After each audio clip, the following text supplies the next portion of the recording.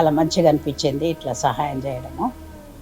అందరూ అలాగే చేస్తే కూడా బాగుంటుంది. మాకు ఎప్పటి నుంచో రావాలని ఉంది. వాళ్ళని చూస్తే అట్లా ఇట్లా రోడ్ల మీద తిరిగే వాళ్ళలాగా అనిపించిండ్రు. అయ్యో పాపం మనం కూడా ఒక రోజు వెళ్దాము అనిపించింది. ఇంకా ఇక్కడికి వచ్చినాక ఇట్లా దేవాలయం కన్స్ట్రక్షన్ బాగా డెవలప్ చేస్తున్నారు కదా, ఇంకా వాటికి వచ్చే మనీతోని వాళ్ళకు కూడా సహాయం అవుతుందని మేడం గారు చెప్పారు.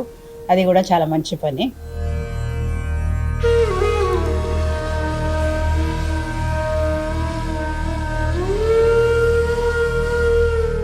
అక్కడ అన్నదానం మా చేతుల మీదుగా చేసాము. చాలా సంతోషంగా ఉంది మాకు ఇది.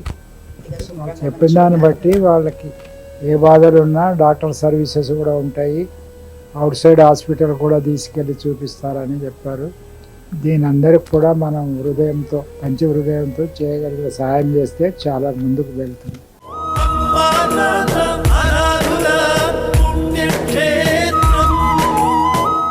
దాతలకు సేవామూర్తులకు విన్నపం. ఈ అభాగ్యుల పట్ల మీ దయాహృదయాన్ని ఈ వీడియో చూడటం వరకే పరిమితం చేయవద్దని మనవి.